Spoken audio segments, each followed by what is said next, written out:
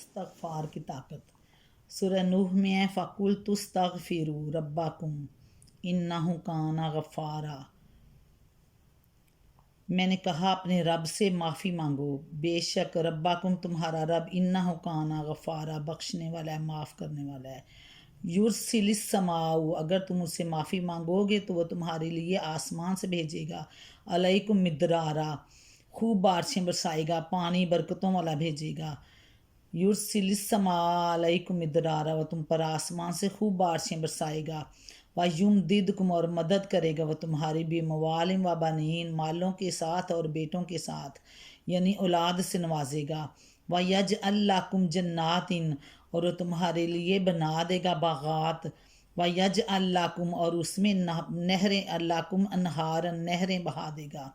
اللہ تعالیٰ نے کہا ہے کہ اگر تم مجھ سے استغفار کرو، بخشش مانگو گے تو میں تمہیں بخش دوں گا۔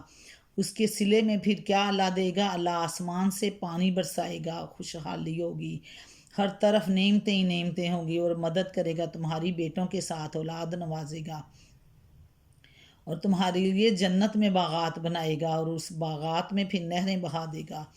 اللہ تعالیٰ نے فرمایا ہے، متعدد مقامات پر قرآن پاک میں یہ بیان کیا گیا کہ خدا سے بغاوت کی روش میں صرف آخرت ہی میں نہیں، دنیا میں بھی انسان کو زندگی کو تنگ کر دیتی ہے، اور اس کے برعکس اگر کوئی قوم نافرمانی کی بجائے ایمان و تقوی اور احکام الہی کی اطاعت کا طریقہ اختیار کر لے تو یہ آخرت ہی میں نافع نہیں بلکہ دنیا میں بھی اللہ نعمتوں سے نوازتا ہے، اس پر نعمتوں کی بارش ہونے لگتی ہے۔ سورۃ طٰہٰ میں ارشاد ہوا ہے، اور جو میرے ذکر سے منہ موڑے گا اس کے لیے دنیا میں تنگ زندگی ہوگی، اور قیامت کے روز ہم اسے اندھا اٹھائیں گے۔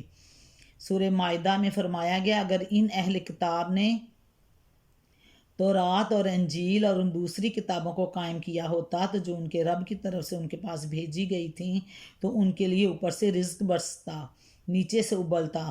سورۃ اعراف میں اگر بستیوں کے لوگ ایمان لاتے اور تقوی کی روش اختیار کرتے تو ہم ان پر آسمان سے اور زمین سے برکتوں کے دروازے کھول دیتے۔ سورہ ہود میں ہے کہ حضرت ہود نے اپنی قوم کو خطاب کر کے فرمایا، اور اے میری قوم کے لوگوں، اپنے رب سے معافی چاہو، استغفار کرو، پھر اس کی طرف پلٹو، وہ تم پر آسمان سے خوب بارشیں برسائے گا اور تمہاری موجودہ قوت پر مزید قوت کا اضافہ کرے گا۔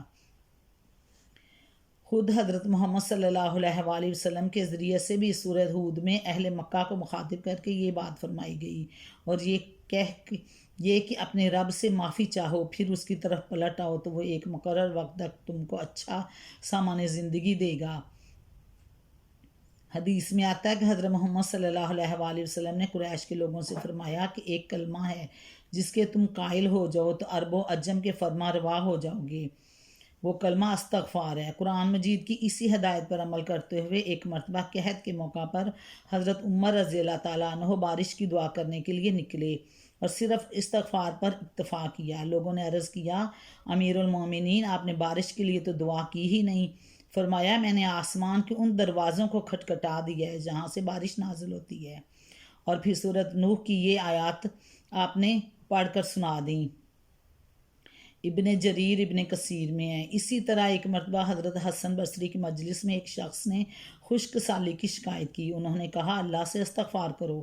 دوسرے شخص نے تنگ دستی کی شکایت کی، تیسرے نے کہا میرے ہاں اولاد نہیں ہوتی، چوتھے نے کہا میری زمین کی پیداوار کم ہو رہی ہے۔ ہر ایک کو وہ یہی جواب دیتے چلے گئے، استغفار کرو، سورۃ نوح کی یہی آیات۔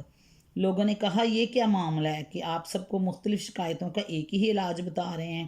انہوں نے جواب دیا، میں نہیں کہہ رہا، یہ سورۃ نوح میں میرے رب نے کہا ہے، تو پھر ہم کیوں نہ اس طاقت کو آزمائیں، استغفار کریں۔ استغفار کے بدلے اللہ تعالیٰ ہمیں اپنی نعمتوں سے نواز دے گا، اور پھر ہم کسی اور کے محتاج نہیں، اسی کے ہو جائیں گے۔ دنیا آخرت میں اللہ تعالیٰ ہمیں خوشحالی عطا فرمائے گا۔